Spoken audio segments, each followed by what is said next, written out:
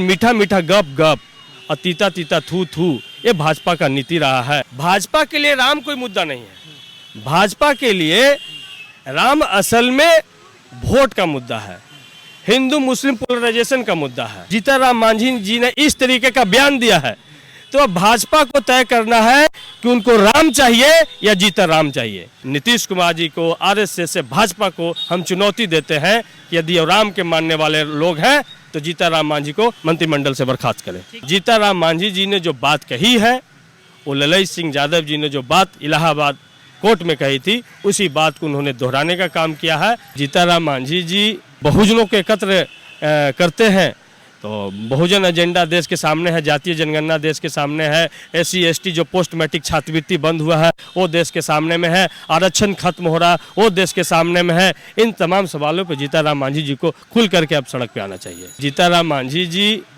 कभी कभी बहुजनों के हक में बोलते हैं, कभी कभी, हाँ, लेकिन सदन में नहीं बोलते हैं। बिहार के पूर्व मुख्यमंत्री हैं जीतनराम मांझी, उन्होंने कहा है कि उनका ये कहना है कि राम जो है एक काल्पनिक पात्र है और रामायण एक काल्पनिक पात्र है। हम उनसे बहुत कुछ सीख सकते हैं रामायण से, लेकिन हम नहीं समझते हैं कि राम जैसा कोई व्यक्ति था, यानी भगवान राम के बारे में उन्होंने कहा। हमारे साथ सतीश दास जी है, मखदुमपुर से विधायक हैं, राष्ट्रीय जनता दल। सर, जीतनराम मांझी कहे कि राम काल्पनिक है और बीजेपी के विधायक कह दिए कि जीतनराम मांझी राक्षस हैं। देखिए, बीजेपी के लोग वो पेटेंट वाला पेपर दिखा दे कि राम जी का उन्होंने अपने पार्टी से पेटेंट करवाया है। राम तो सबके हैं, और जीतनराम मांझी जी ने कोई नया चीज़ नहीं बोला।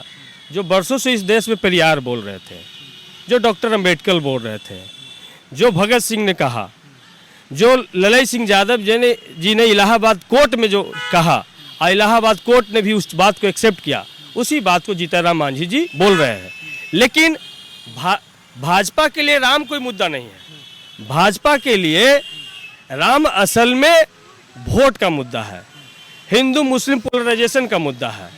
तो यदि राम से भाजपा के लोगों को इतना लगाव है और जीतनराम मांझी जी ने इस तरीके का बयान दिया है, तो अब भाजपा को तय करना है कि उनको राम चाहिए या जीतनराम चाहिए। दोनों एक साथ साथ कैसे रख सकते हैं? यदि उनको लगता है कि जीतनराम मांझी जी ने कोई गलत बात बोला है, उनके भावना को, उनके ठेस पहुंचाने का, भाजपा के लोगों को भावना को ठेस पहुंचाने का काम किया है, तो जीतनराम मांझी जी के पार्टी को मंत्रिमंडल से बर्खास्त करना चाहिए। लेकिन मीठा मीठा गप गप और तीता तीता थू थू, ये भाजपा का नीति रहा है। तो भाजपा के लोग न ही तो आस्था में उनको यकीन है और न ही तो साइंस में यकीन है, वो अधकचरे लोग हैं। तो जीतनराम मांझी जी ने जो बात कही है, वो ललई सिंह यादव जी ने जो बात इलाहाबाद कोर्ट में कही थी, उसी बात को उन्होंने दोहराने का काम किया है।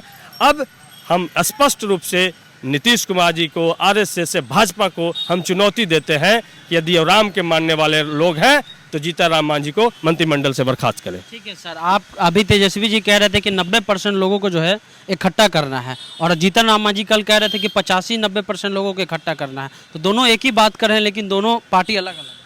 ये पार्टी अलग अलग, बंधन भी अलग है, पार्टी अलग अलग है। जीतनराम मांझी जी कभी कभी बहुजनों के हक में बोलते हैं, कभी कभी, हाँ, लेकिन सदन में नहीं बोलते हैं। जैसे अभी बिहार के सभी छात्रावास को खाली कराया जा रहा है, उन्हीं के पुत्र संतोष कुमार सुमन जी अनुसूचित जाति जनजाति कल्याण मंत्री हैं। तो क्या जरूरत पड़ गया है कि बिहार के जो लाखों छात्रावास में किसी तरीका से रह के पढ़ाई कर रहे हैं, उनको सैनिटाइजेशन के नाम पे खाली कराने का?